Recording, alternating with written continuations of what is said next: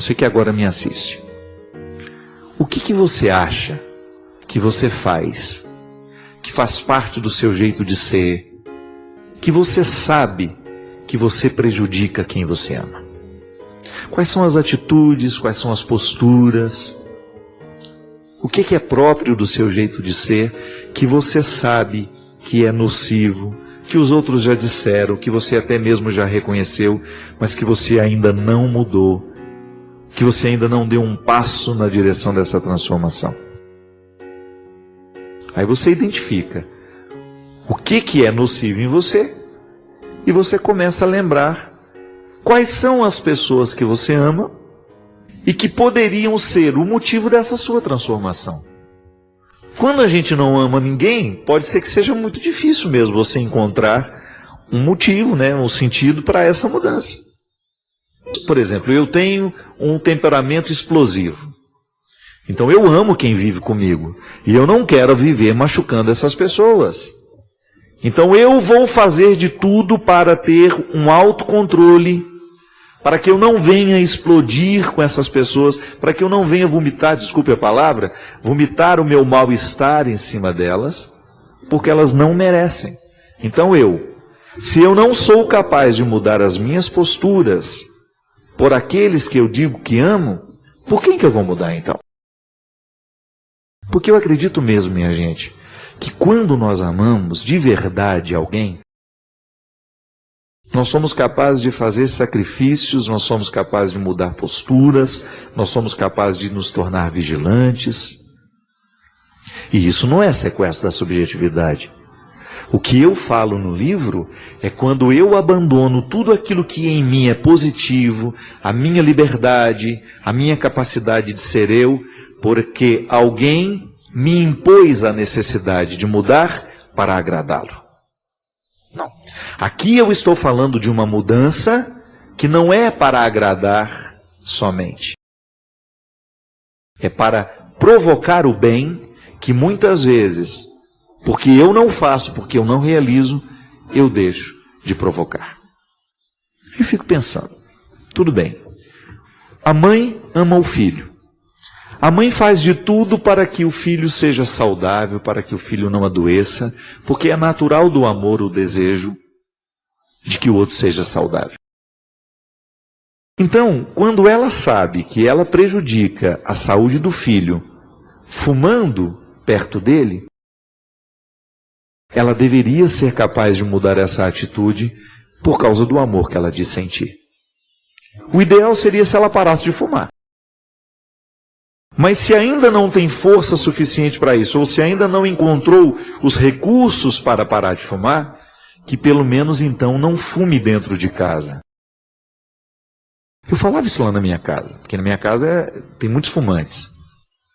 Quantas vezes eu entrava na casa da minha irmã, eu era seminarista ainda, estava lá a minha irmã, as filhas dela, fumando, com as crianças andando dentro da cozinha.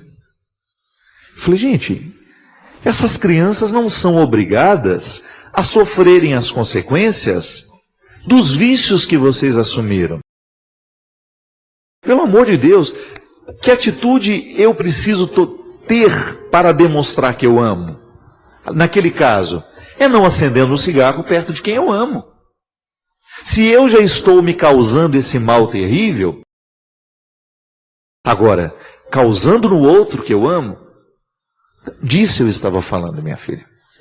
Muitas vezes, na tentativa de agradar ao outro, nós esquecemos quem somos nós. E acabamos assumindo um papel, usando uma máscara para agradar. E isso é um sequestro da subjetividade que nós estamos permitindo, né? O outro acaba me exigindo que eu mude para que ele me ame. E eu, porque quero ser amado, acabo aceitando cumprir o papel que ele determinou para mim. Quando eu digo que nós sabemos que nós amamos o outro quando somos capazes de mudar por eles, eu estou falando de situações em que nós identificamos que somos defeituosos naquela atitude. No livro eu falo do roubo de algo que é positivo. Eu sou eu e vou permitir ser outro porque o outro quer que eu seja quem ele idealizou. Não, não é esse caso. Eu sou capaz de dizer que amo quando eu sou vigilante com tudo aquilo que em mim me estraga e estraga o outro. Um exemplo muito simples. Eu vou ser capaz de parar de beber porque amo meu filho. Porque quando eu olho para a criatura que eu amo, eu reconheço nela onde os meus excessos, aquilo que de mim é prejudicial para ela. E aí eu vou fazer de tudo para que eu tenha condições de me transformar pelo amor que eu sinto. O meu pai parou de beber assim. Eu me recordo, sabe, minha gente? Meu pai foi um homem muito bom, um homem muito trabalhador, um homem muito honesto. Eu não tenho isso aqui para me envergonhar do meu pai. Mas teve um determinado momento da vida que o vício do álcool falou mais alto. E nós sofremos muito com ele. Porque é muito sofrido você ver alguém que você ama vivendo, um processo de autodestruição. E depois de longos anos vivendo aquela tristeza, eu me lembro que era menino e eu não tinha vontade de voltar para casa. Ia chegando o final de semana, o meu coração ia ficando apreensivo, medroso, porque eu sabia que o final de semana representaria confusão, briga, porque onde o álcool entra, o vício do álcool, ele abre portas para tudo isso. Então eu me lembro que depois de um fato muito triste que nós vivemos, causado pela bebida dele, ele estava sentado desolado no sofá lá da nossa sala, sozinho. Era um fim de tarde, ele não estava bêbado, ele não estava alcoolizado. E eu tinha muito medo do meu pai, sabe? Eu amava o meu pai, mas eu tinha muito medo dele, porque ele era um homem... Ele era muito silencioso, então eu tinha medo de incomodar, ele era um homem muito calado, eu tinha medo de ser excessivo com ele. Então eu, muito medroso, me aproximei, sentei perto dele, e eu me recordo ainda do tremor das minhas pernas e das minhas mãos, fazendo uma pergunta para ele. Eu perguntei assim: pai, o senhor me ama? Ele me olhou assim, meio assustado, e disse: claro que eu te amo, meu filho. Eu falei: se eu pedir uma coisa para o senhor faria por mim? Aí ele ficou silêncio, baixou a cabeça e falou: o que você gostaria de me pedir? Aí eu disse assim: eu gostaria de pedir que o senhor nunca mais bebesse. Porque a gente sofre muito com o álcool do senhor. A gente sofre muito com o vício do senhor. Eu pensei que eu ia morrer depois de ter conseguido falar isso para o meu pai. Imagina que eu era um menino de 7, 8 anos, dizendo isso ao homem que me trouxe ao mundo, As autoridades totalmente invertidas ali naquele momento. E ele não me disse nem que sim, nem que não. Ele me abraçou e me lembro do choro que o meu pai chorou naquele dia. Um choro muito sentido. Eu chorei com ele, saí da sala, e a partir daquele dia, o meu pai iniciou um processo de busca, de ajuda, e graças a Deus o meu pai superou tudo aquilo. Nós tivemos a oportunidade de vê-lo vitorioso, vencendo os limites do álcool e retornando ao homem que ele sempre foi e que o álcool estava matando. E aquilo para mim serviu como uma lição, minha gente, porque eu acho que a minha palavra naquele momento foi fundamental para que o meu pai se fortalecesse para ter coragem de dar um passo na direção que ele precisava viver. O amor que ele sentia por mim. Eu não tenho dúvida de que meu pai me amava. Ele manifestava isso nas pequenas coisas. E por causa do amor que ele sentia, ele foi capaz de ouvir o meu pedido. Já contei aqui a história de Viktor Frankl, o pai da logoterapia. que no campo de concentração, já não tendo mais ninguém a quem amar, ele plantou um vasinho de flor e colocou na janela. E estabeleceu com aquela flor um vínculo. Se você morrer, não, desculpe. Se eu morrer, você morre também. Então eu vou viver para cuidar de você. E no momento em que ele assume esse compromisso de cuidar do vaso de flor, ele devolve a ele o que o campo de concentração havia arrancado do coração dele, que era o sentido para a vida. Porque no campo de concentração, vivendo um regime de escravidão e já não tendo mais a esperança de encontrar alguém que o motivasse, a sair daquele lugar, a suportar os sofrimentos daquele lugar, não tendo mais ninguém que o esperava, ele corria o risco de morrer, de se entregar ao processo da morte. Foi justamente o que ele identificou nos colegas do campo de concentração. Que aqueles que já sabiam da morte de seus familiares, eles se entregavam ao processo de morrer. Perdiam o sentido da vida, porque já não tinha mais ninguém esperando por eles, e entregavam os pontos.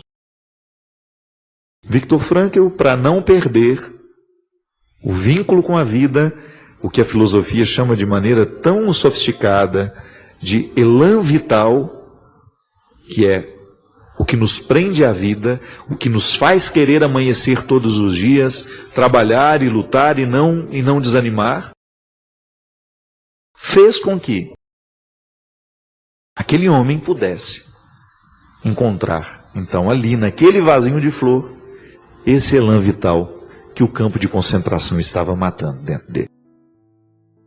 Minha gente, é só olhar nas janelas da nossa vida qual o vasinho de flor que a gente tem, para poder nos motivar a essa mudança. Eu creio que isso é tão válido. Você ser capaz de amar. O amor é dinâmico, é bonito ser capaz de amar, mas vamos entrar no dinamismo desse amor, porque senão ele vira uma palavra infértil.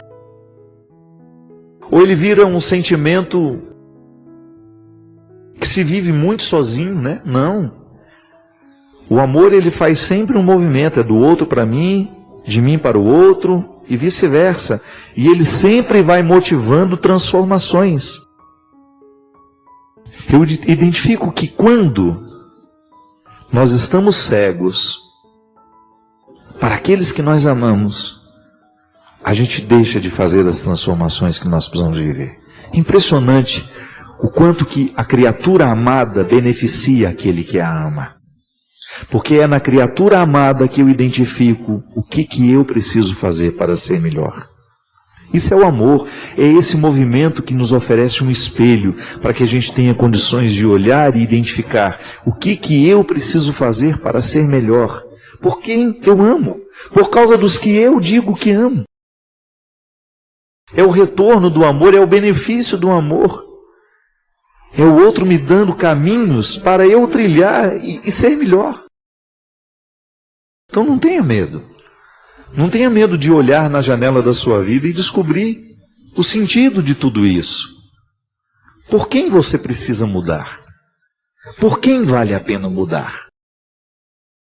Renovar o sentido da vida carece olhar as pessoas que estão ao nosso redor e a partir delas e por elas, a gente tomar decisões que possam favorecer o nosso crescimento, que depois vai beneficiá-las. Toda vez que eu encontro um filho drogado, um filho perdido nas drogas, e eu olho para o sofrimento da mãe, ali eu vejo quem é que pode curar? Quem pode curar quem nessa história? É o amor que um sente pelo outro. É o filho olhar para a mãe e perceber o quanto que ela sofre pelo processo de autodestruição que ele está vivendo. É a gente ser capaz de mudar as nossas escolhas porque a gente tem alguém que nos ama. E a partir desse amor, a gente ser melhor e a gente modificar o que precisa ser modificado. Quem sabe hoje no programa, quem sabe hoje esse programa, só tem acontecido para isso. Para nos chamar a atenção para o vasinho de flor da nossa vida. Quem é o vaso de flor que pode dar sentido a você? Quem é o vaso de flor que pode fazer a sua vida ser diferente? Que Deus abençoe o seu propósito.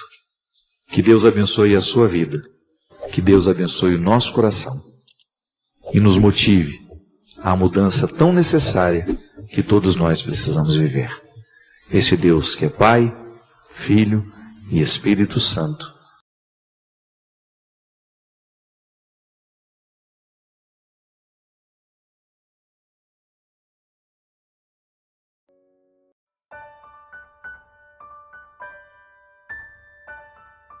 Final de ano é um tempo de balanço, né? O comércio faz o seu balanço para ver se teve lucro, se teve prejuízo. É também tempo para nós fazermos o nosso balanço.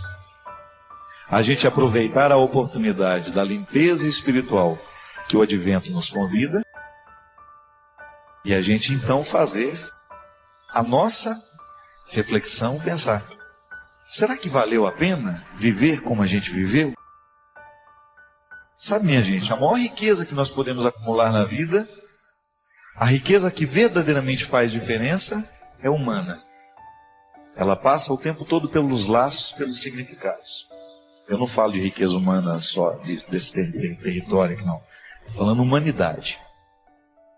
Você saber que hoje você pode acumular uma riqueza que não se esgota, que é o vínculo, que é o laço, a amizade, o amor. Porque isso dá sentido à vida. Pensar que essa riqueza todos nós podemos viver. Ainda que nos falte materialmente alguma coisa, nós podemos nos enriquecer de amor, nós podemos oferecer amor e nós podemos ser pessoas ricas em nossas relações humanas. Nós precisamos pensar ao final de cada ano essa riqueza. Estamos cultivando ou não? Estamos vivendo do jeito certo? Estamos pensando na oportunidade de hoje viver o verdadeiro significado do Natal, construindo riquezas no nosso coração? Será que o nosso coração está sendo ocupado? Será que nós estamos ocupando o nosso tempo, a nossa oportunidade de ser quem a gente é da melhor maneira? Será que hoje o meu coração, será que ele pode dormir satisfeito com o tanto que ele amou? O que ao longo deste ano eu escolhi guardar no meu coração? Como foi que eu me cultivei? Como foi que eu cultivei os meus laços? Como foi que eu cuidei das pessoas que eu amo? O que eu escolhi viver? Como escolhi viver? O que escolhi fazer? Padre Fábio, eu gostaria muito da sua ajuda. Tenho me sentido muito angustiado, triste, sinto muitas forças negativas ao meu redor. Tornei-me uma pessoa amarga, estou incapaz de perdoar aqueles que me ofendem, estou ficando desconfiada de tudo e de todos. Sem a mínima vontade de sair de casa, quando saio, eu não consigo nem olhar para as pessoas. Fico desconfiada e com medo. Enfim, isolei-me do mundo. Estou sem amigos, estou sem ninguém ao meu lado, Padre. Como fazer? Como sair dessa situação de isolamento? Minha filha, primeira coisa, a gente precisa identificar que esses isolamentos, essa tendência ao isolamento, pode ser um sintoma de depressão, né? Eu gosto sempre de diferenciar. Não é toda tristeza que é depressão. Tem muita tristeza que a gente vai enfrentar, vai passar, por exemplo, como essas pessoas que estão vivendo esse momento tão trágico lá em Santa Maria. É uma tristeza terrível, que se não for bem cuidada, se não for bem administrada, pode virar uma depressão. A gente sabe que o isolamento é uma característica da depressão. Então seria interessante você, no primeiro momento, faça esse esforço de sair de si, de buscar pessoas que possam agregar, né? Que possam lhe fazer bem, e eu acredito que você tem. Se você se isolou, é bem provável que você tenha deixado muita gente boa de lado.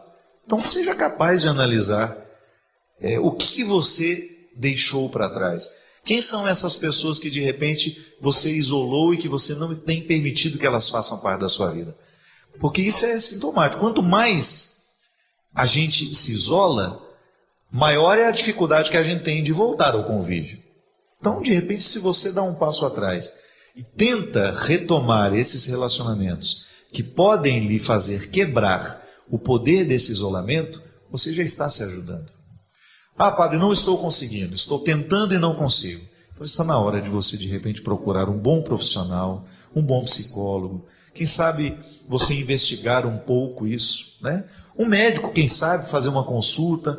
Mas, pelo amor de Deus, não comece já tomando logo aqueles remédios todos que eles mandam. Seja capaz de fazer primeiro uma mudança de vida, um esforço pessoal, de mudar a sua rotina, de mudar a sua estrutura de vida.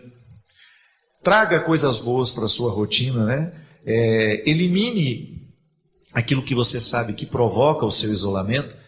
Abra o seu coração para encontrar um pouco mais as pessoas e ler um bom livro, assistir a um bom filme, estar com pessoas que precisam de você. Uma boa maneira de quebrar o isolamento, minha gente, é você andar na direção de pessoas que precisam de você.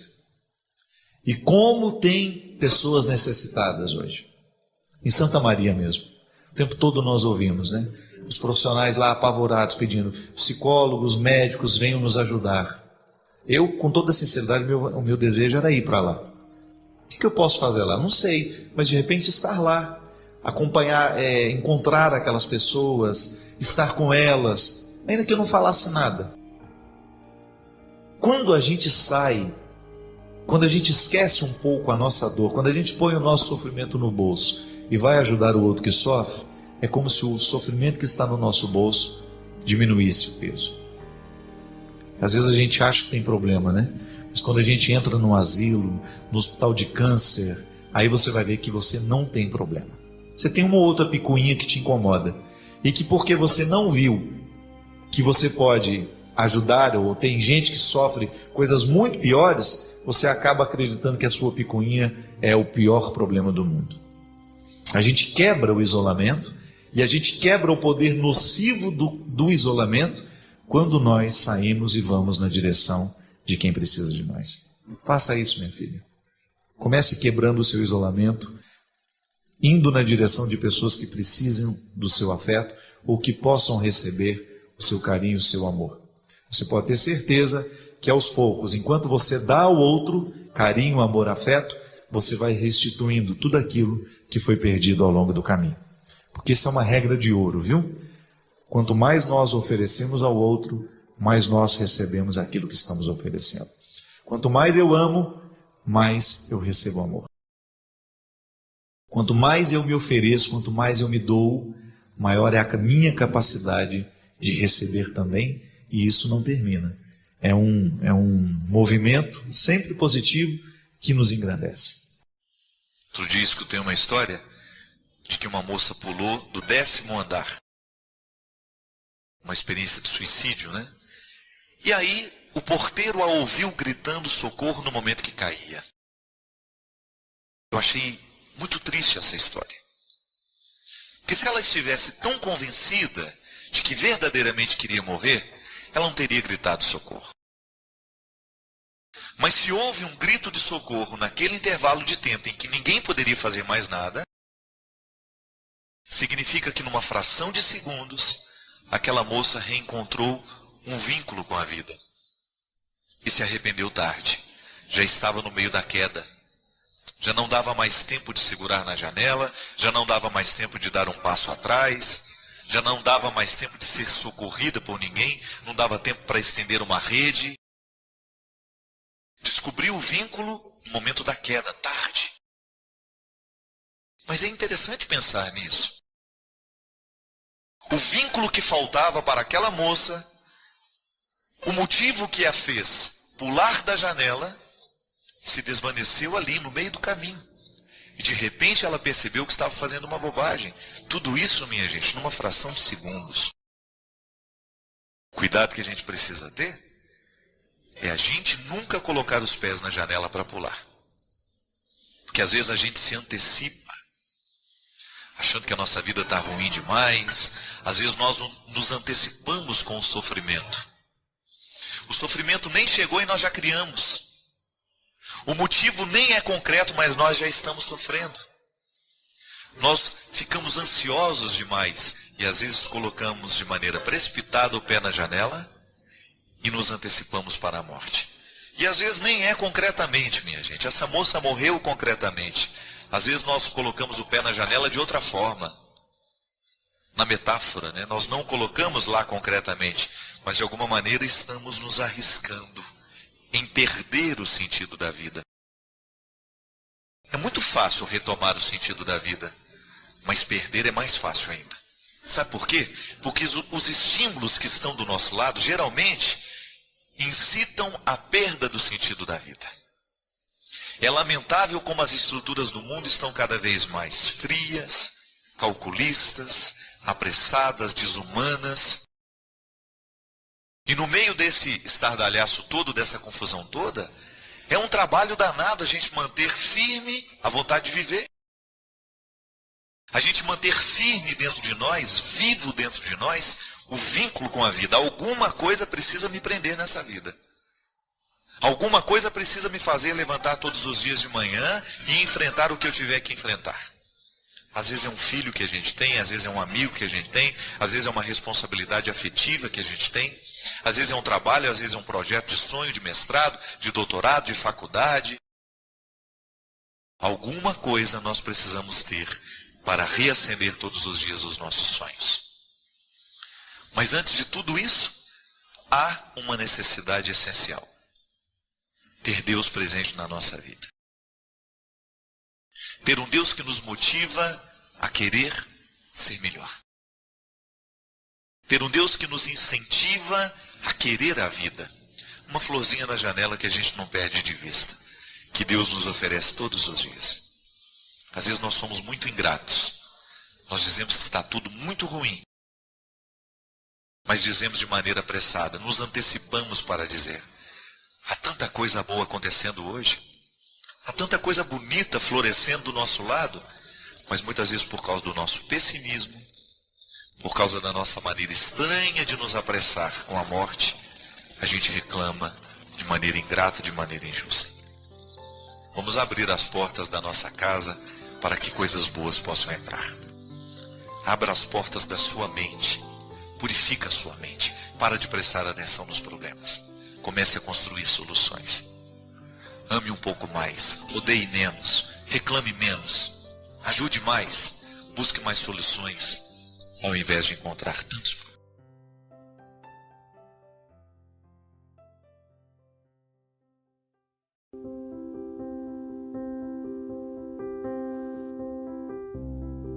Essa semana eu estava pensando, sabe? Um dos maiores desafios que nós precisamos viver na vida, além dos muitos que a gente tem, é a gente ser honesto com a gente mesmo. Olha, você enfrentar a desonestidade do outro com você é até suportável. E a gente pode até vencer. Depois que você quebra o poder daquela desonestidade, que você reestabelece a ordem, você pode até crescer a partir daquilo. Agora, a partir do momento que você é desonesto com você mesmo, existe muito poucas possibilidades de você superar. Porque esta desonestidade, ela vai alimentando um jeito de ser. Porque o outro, ao ser desonesto comigo, eu olho nos olhos e eu digo para ele umas verdades e eu volto a harmonizar o meu coração. Agora, quando a desonestidade está dentro de mim mesmo, aí não tem como. Eu preciso ser muito sincero comigo mesmo, com o meu processo, com as minhas escolhas, com aquilo que eu estou permitindo que entre na minha vida ou não. Nisso depende a minha honestidade com o meu processo humano. Dessas contradições que eu estou dizendo. Você conhece as suas contradições. Você sabe onde é que aperta a pedra no seu sapato. Você sabe onde é que está a sua fragilidade, onde é que está a parede frágil da sua casa, da sua vida. Onde é que está a trinca que precisa de reforço.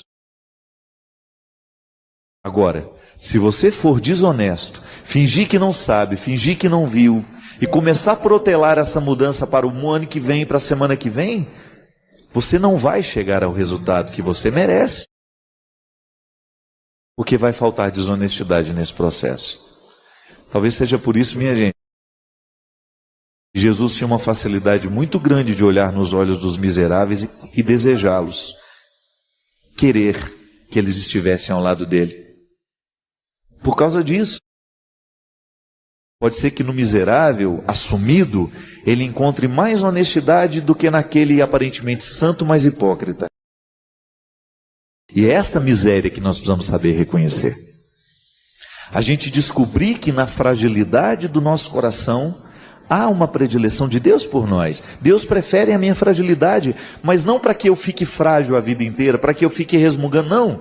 É porque no momento em que eu sou frágil, eu tenho a possibilidade de ser honesto com essa fragilidade. E ao reconhecer-me frágil, então eu estou dando a Deus uma chance de trabalhar em mim. Diferente de quando eu não assumo, de quando eu nego. É igual quando a gente erra, né? A melhor coisa é você correr e falar, olha, errei mesmo, fui eu que fiz, fui eu que quebrei, fui eu quem falei. A bobagem foi eu que fiz, e você já começa a estabelecer a ordem, do que você ficar fugindo e negando. Quantas vezes as soluções não chegam na nossa vida, é justamente porque faltou coragem de assumir que erramos. Tão bonito, né? De vez em quando a gente pegar o telefone, ou então bater lá na porta e olha, desculpa, eu errei. Eu não queria errar, mas errei. A gente assumir a nossa fragilidade, a gente assumir o nosso erro, é um passo importantíssimo para o nosso sucesso. Assumir que a gente não sabe quantas coisas na nossa vida nós deixamos de aprender, porque a gente ficou calado, a gente não perguntou. A gente ouviu a palavra difícil, a gente fingiu que entendeu. A gente ouviu o texto difícil, a gente fingiu que entendeu, porque a gente teve medo, a gente teve vergonha de mostrar a nossa fragilidade, a gente teve medo de mostrar que não sabia.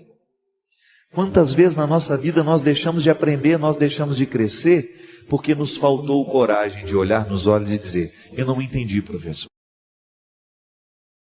Não entendi, meu amigo, me explica de novo.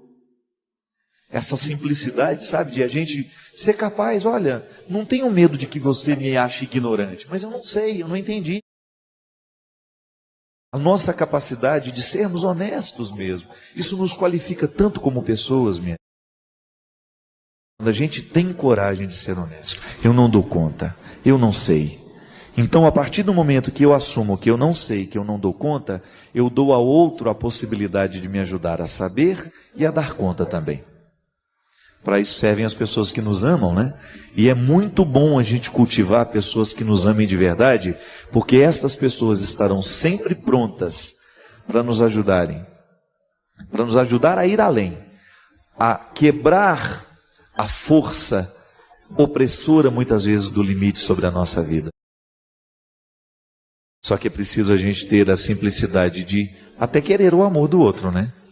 Que muitas vezes o nosso orgulho vai crescendo tanto dentro de nós, que a gente vai ficando incapazes até mesmo de receber o amor do outro, porque a gente se sente pronto demais, quando na verdade tem uma fragilidade imensa ali dentro. Já dizia o velho professor lá de Porto Alegre, que eu escutei uma vez e nunca mais me esqueci. Velho não, ele era um homem até muito novo, numa formatura de medicina. Ele dizia: quanto maior, quanto mais pesada a armadura de um soldado, maior é a fragilidade daquele que está lá dentro. É verdade. Quanto maior é a nossa fragilidade, parece que maior é a nossa incapacidade de assumir isso. Aí a gente vai se revestindo de uma agressividade horrorosa, que não vai deixando as pessoas se aproximarem de nós. Pode observar. Recorde-se agora da pessoa mais agressiva que você conhece, a mais difícil do seu convívio, e vá dormir com essa certeza, é a mais frágil de todas. Aquela muito brava, aquela que grita demais, aquela que tem solução para tudo, aquela que está sempre pronta, cuidado, porque às vezes isso é apenas um jeito de embrulhar a fragilidade num papel bonito, num presente bonito, mas que lá dentro é simples, é pequenininho. Eu me lembro de uma vez, quando eu era pequeno, não tinha dinheiro para nada, era pobre igual um rato, né? Eu comprei, sabe essas revistinhas que vende produto? Comprei um presentinho para minha mãe, que era Dia das Mães. Eu me lembro direitinho, gente. Era um calhambequezinho de metal. Uma das coisas mais feias que eu já vi na minha vida. E aí eu comprei aquilo olhando na revista, né? Mas olhando na revista é bonito, né? E nem sabia que era tão pequenininho daquele jeito. Mas na hora que chegou, e chegou um dia antes do Dia das Mães. Aí eu com aquela coisa miudinha, sabe? Eu não sabia o que fazer com aquilo. Eu falei, meu Deus, como é que eu vou entregar isso para dona Ana, né? E eu, muito esperto já, peguei coloquei ele, cabia dentro de uma caixinha desse tamanho. E aí eu fui fazendo embrulho, coisa de pobre mesmo, né? Pobre adora guardar aquele papel de presente debaixo do colchão, né? Ganha o presente, não joga o papel fora, né? Porque um dia a gente vai precisar. Lá em casa era assim. Você levantava os colchões das camas, o que tinha de papel de presente guardado, gente, que aquilo tinha 10 anos que estava ali, a gente achava que ainda ia precisar. Aí eu peguei todos os papéis de presente que tinha em casa e fui embrulhando. O presente de verdade mesmo estava dentro de uma caixinha pequenininha, e depois foi criando até que ficou uma caixa imensa. Aí na hora que entreguei para minha mãe abriu um sorriso imenso, né? Ela deve ter pensado, nossa, que presentão, né? Mas foi abrindo, e eu vi que ela foi ficando decepcionada, né? Abri a caixa, não tinha nada, tinha uma outra lá dentro. Abri a caixa, não tinha nada, e foi abrindo, até que chegou. E na hora que ela abriu, que ela viu o calhambequezinho, ela pegou e falou assim, era isso, meu filho? Como quem diz, né? Será que não se perdeu no meio disso tudo, né? E eu já corri para o quarto chorando, né? Porque ela não entendeu nada. Ela não foi simbólica, ela foi prática. Mas às vezes a gente faz a mesma coisa, às vezes a gente é miudinho, mas a gente cria aquela casca imensa, né? Para as pessoas nos respeitarem, né? Para as pessoas gostarem de nós. A gente fica todo inacessível, todo distante. Por quê? Porque a gente tem medo do outro ver a nossa fragilidade. Mas não existe amor nessa distância toda.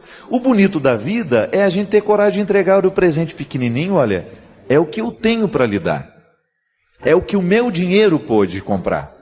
A mesma coisa nós. Eu acho tão bonito, sabe, o testemunho de Madre Teresa de Calcutá. Aquela mulher nunca quis inventar uma mulher que ela não era.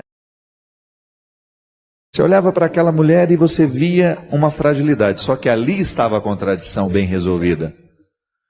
De frágil aquela mulher não tinha nada, era só o aspecto. Aquela mulher carregou o mundo nas costas. E por onde passou, ela foi um testemunho maravilhoso de vida, de entrega. A mesma coisa Dom Helder no Recife. Aquele homem mirradinho, pequenininho, mas que foi imenso no seu testemunho, na sua luta, na sua vida. Irmã Dulce na Bahia, olhava para aquela mulher, era a fragilidade em pessoa, sem medo de mostrar, não, revelando-se ao mundo como frágil, mas ao mesmo tempo toda encorajada para ser grande. É o que a gente precisa. Muito mais que ser grande por fora, ser brilhante por fora, ser brilhante nesta exterioridade, vale a grandeza interior, minha gente. Vale essa grandeza de alma. Porque a gente só vai crescer à medida em que a gente souber resolver essa contradição nossa. É muito interessante quando na vida nós estamos num estado de contradição. Há duas formas de enfrentar isso. Ou nós nos transformamos na contradição, ou nós nos utilizamos dela para a gente crescer. A gente precisou aprender isso um dia na vida. Aliás, o processo do conhecimento sempre nasce de uma contradição. Piaget e Vygotsky, que são dois grandes nomes da psicologia da educação, trabalha de maneira bonita a perspectiva de um conhecimento a partir da visão do construtivismo. O que é o construtivismo? Uma maneira de compreender a forma de conhecer humana a partir da metáfora da construção. Segundo esses especialistas, e esta linha que aborda o conhecimento a partir desta perspectiva, eles vão nos ensinar que conhecer é você estabelecer uma construção, da mesma forma como nós fazemos uma casa. Nós sempre vamos encontrar um alicerce. Aquela criança que está diante de nós, que está diante do professor, já tem um mundo próprio. Já tem uma série de conhecimentos que ela trouxe do contexto cultural em que ela foi crescendo.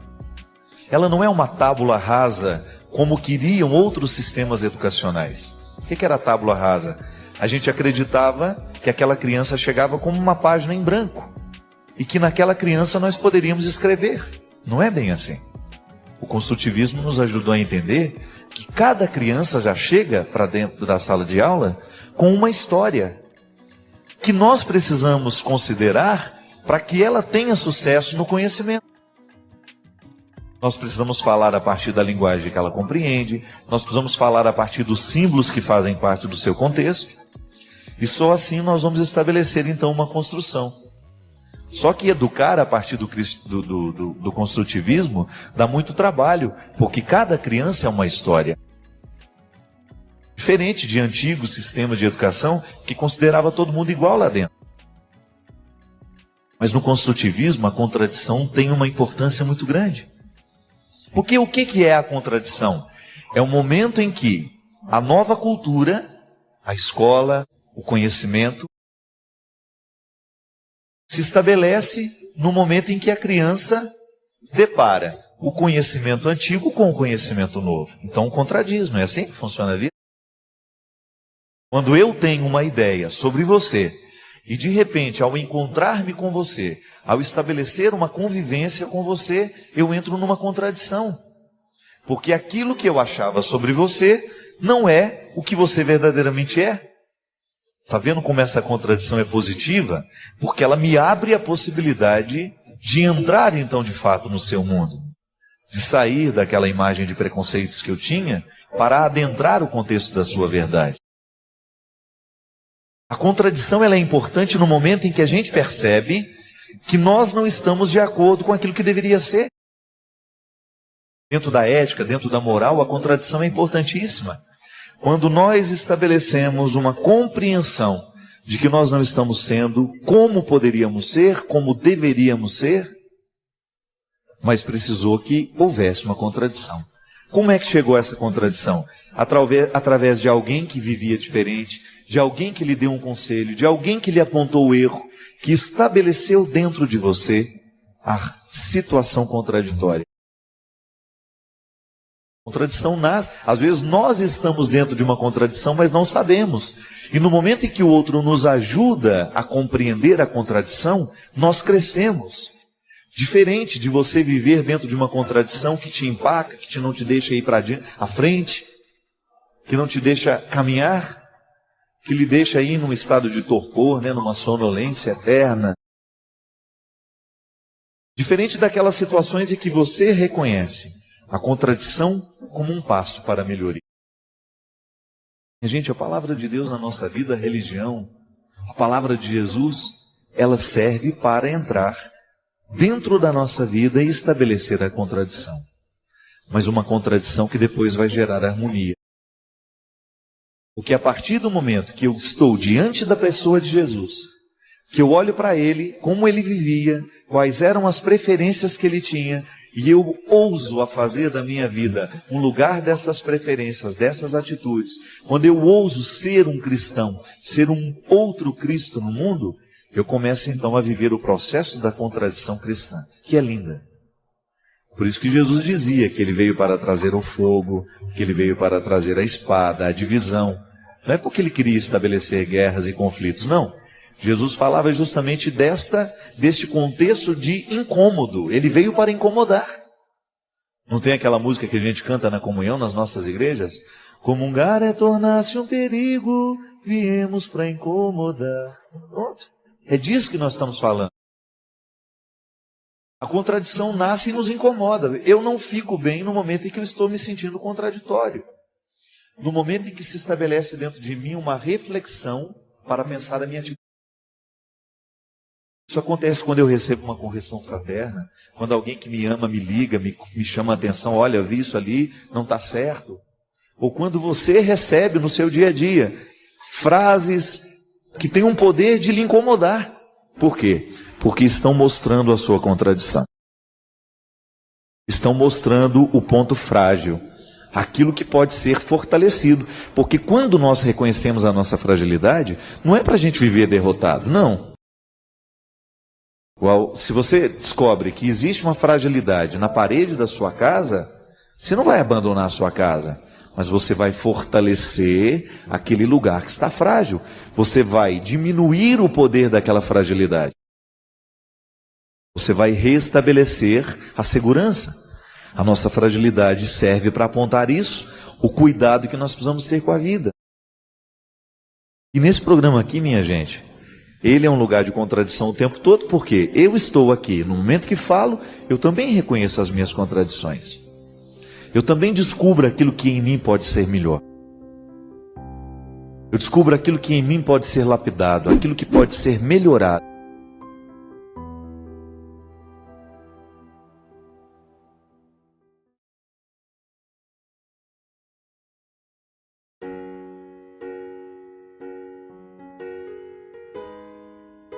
Porque às vezes eu fico assustado quando o discurso religioso dispensa o esforço, a luta, e só nos promete a vitória, como se ela fosse fruto de uma mágica. Reza e Deus lhe faz vencer. Não. Reza, faz a sua parte, que a vitória virá. Nós nunca podemos admitir que um discurso religioso seja feito a partir de uma experiência que nos retira a responsabilidade de fazer a nossa parte. E a gente sabe que às vezes o discurso é feito até com boa vontade, mas ele não corresponde à verdade humana. É por isso que o discurso religioso precisa sempre ser equilibrado entre céu e terra. Deus nos faz alcançar a vitória? Sim. Para isso Ele nos fez. Mas a gente precisa retirar essa vitória, muitas vezes, desse contexto glamouroso, né? Essa vitória, ela é suada, ela é conquistada com luta diariamente. E é bom que a gente sempre tenha isso em mente, que toda a ação é de Deus, que nos antecede. Deus se apressa em ser bom, para que a gente tenha condições de ser bom também. É tão interessante e é tão radical esse posicionamento teológico, que na teologia do sacramento da penitência, a igreja nos ensina que até mesmo quando a gente se arrepende, Deus já agiu dentro de nós para que a gente tivesse condições de arrepender. Não é interessante isso? Eu só posso me arrepender do meu pecado se Deus visitou o meu coração e provocou dentro de mim aquele sentimento de inadequação que me faz reconhecer que o que eu fiz não foi bom. Então, até para eu me arrepender, Deus precisa estar dentro do meu coração. De maneira que o arrependimento não é só uma obra humana. É claro que o arrependimento vai passar pelas minhas faculdades mentais, eu vou processar a informação, eu vou viver o desconforto por aquilo que eu fiz de errado, mas o que me motiva a refletir sobre o erro e ter condições de encontrá-lo e de reconhecê-lo é a ação de Deus em mim. Então, eu só posso ser bom porque a bondade de Deus agiu primeiro dentro do meu coração. Eu só tenho condições de fazer um gesto de bondade porque primeiramente eu fui visitado pela bondade de Deus no meu coração. E é por isso que eu estou dizendo que a ação de Deus na vida humana e a vida cristã, podemos dizer, a vida cristã, ela é sempre a resposta à graça divina que atua em nós. Mas se eu não respondo a essa graça, é provável que eu passe a minha vida tendo a oportunidade de ser bom e nunca serei porque faltou o meu esforço. Toda vez, por exemplo, que eu decido perdoar alguém, eu já estou visitado pela graça de Deus em decidir perdoar alguém. Mas a gente sabe que o processo de perdoar será uma luta minha. Quando eu terei de encontrar aquela pessoa, engolir o sapo, daquela coisa desagradável que muitas vezes nos dá, vontade de chegar e de falar um desaforo e de já ficar sendo descortês com aquela pessoa, porque às vezes a gente tem essa necessidade. É impressionante como nós exercemos a nossa maldade com as pessoas, sem perceber às vezes. Pode observar que às vezes você é mal com o outro sem perceber que está sendo. É quase que um processo inconsciente, né? Que nos faz, muitas vezes, pegar o outro para Cristo, como comumente nós costumamos dizer. E julgamos sobre eles, sobre aquela pessoa, todas as nossas mazelas, todas as nossas frustrações, todos os nossos desequilíbrios. É horrível isso. Mas aí a nossa consciência se acende e a gente decide que a gente vai viver melhor, que a gente não tem o direito de crucificar o outro com os nossos pecados. E então Deus começa a agir em nós e nós vamos, como que colocando em cima da mesa todas as peças que constituem a nossa totalidade para a gente poder arquitetar melhor isso. Então Deus me quer vitorioso, Deus lhe quer vitorioso, sim, nós acreditamos nisso. Mas se a gente não assume a responsabilidade que nos cabe diariamente, é provável que o desejo de Deus não atinja a nossa carne. Ele não se concretize em nós. E não adianta. Deus quer que eu seja feliz, que você seja feliz. Deus quer que a gente viva bem. Mas se a gente não faz a nossa parte nessa história, jamais vamos conseguir chegar ao resultado daquilo que Deus quis para nós. É o refrão bonito, né, da música Tudo Posso, da minha querida amiga Celina Borges. Vou perseguir tudo aquilo que Deus escolheu para mim. Eu vou persistir, e mesmo nas marcas daquela dor.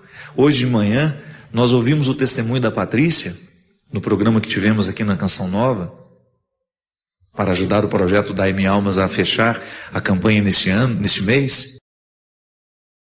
Por que a Patrícia conseguiu superar a dor de ter perdido uma filha de maneira tão trágica? Por que a Patrícia não aceitou o caminho fácil do antidepressivo que iria aliená-la? Porque naquele momento ela estava visitada pelo poder de Deus, mas ela resolveu agir.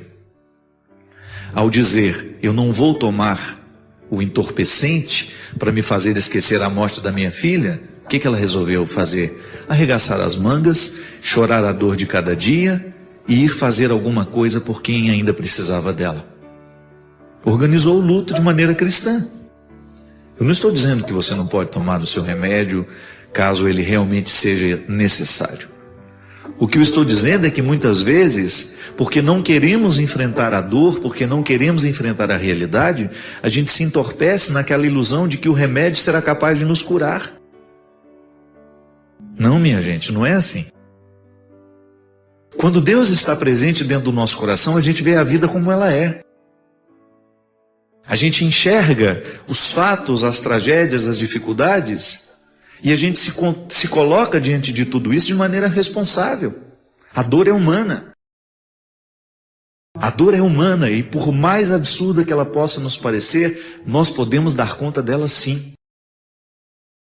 Como é que nós damos conta da dor? Chorando do jeito certo, apoiados pelas pessoas que nos amam, que nos ajudam a enfrentar aquele momento de dificuldade, aquele momento tenebroso, pavoroso.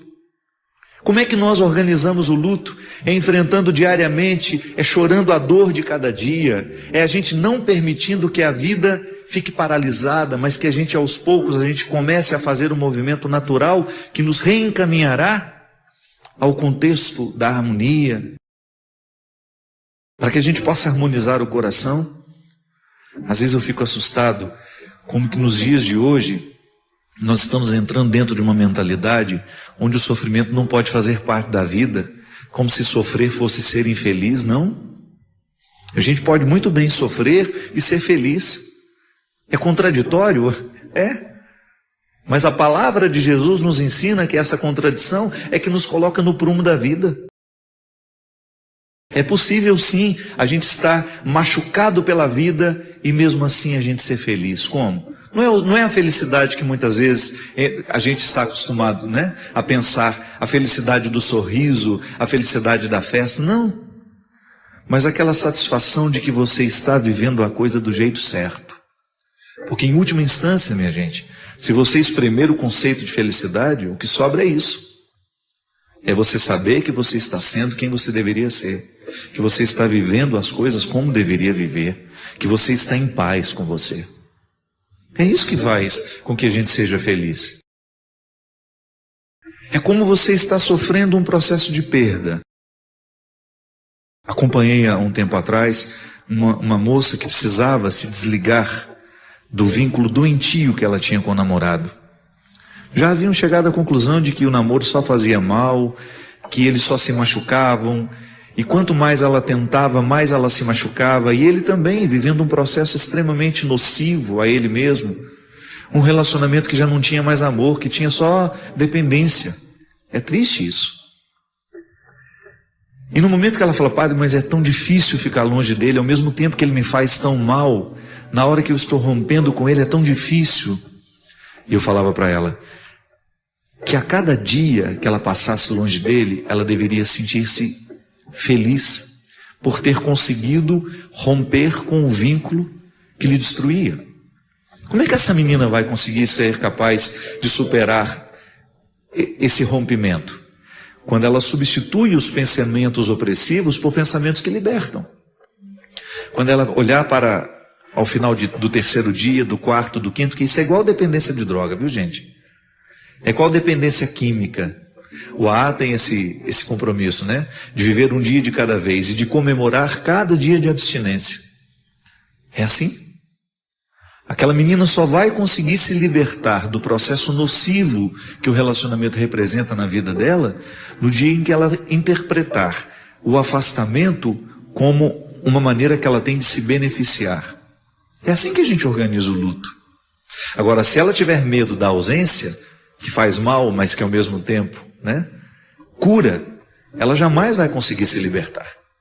E às vezes até o distanciamento é necessário para que, quem sabe, até volta, mas volta de uma maneira mais madura, mais harmônica, mais responsável, né? Não é nenhum problema, namoro foi feito para ser terminado. Não é nenhum problema terminar um namoro e durante o término você reavaliar a maneira como você trata o outro, como o outro significa para você. E a partir desta ausência, você estabelecer uma nova forma de estar com ele, e aí volta. E o retorno faz com que o namoro avance em qualidade.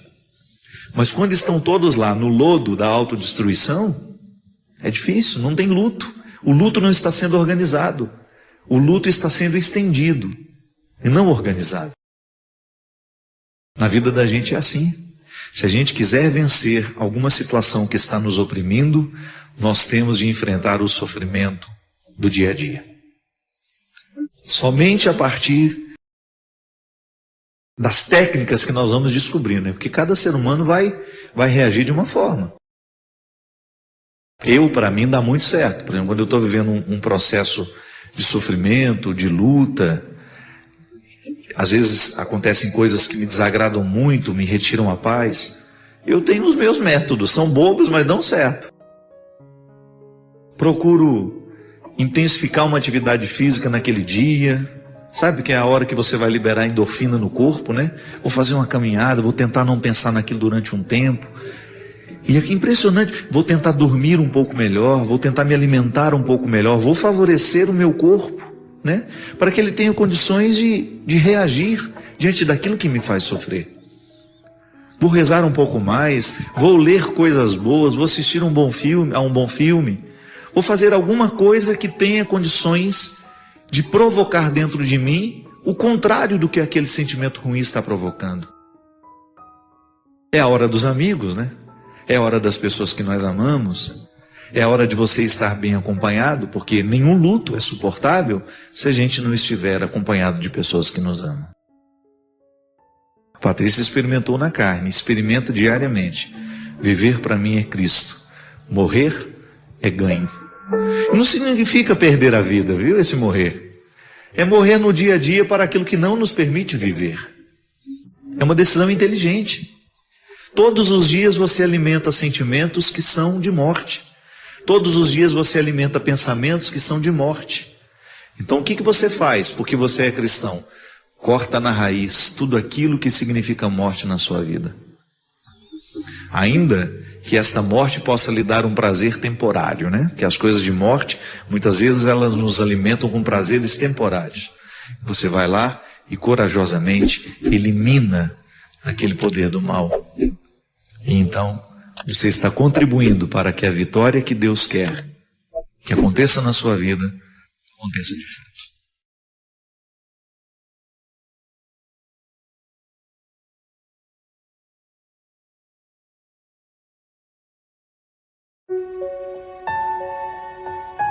Deixe seu like, inscreva-se e compartilhe para fortalecer o canal.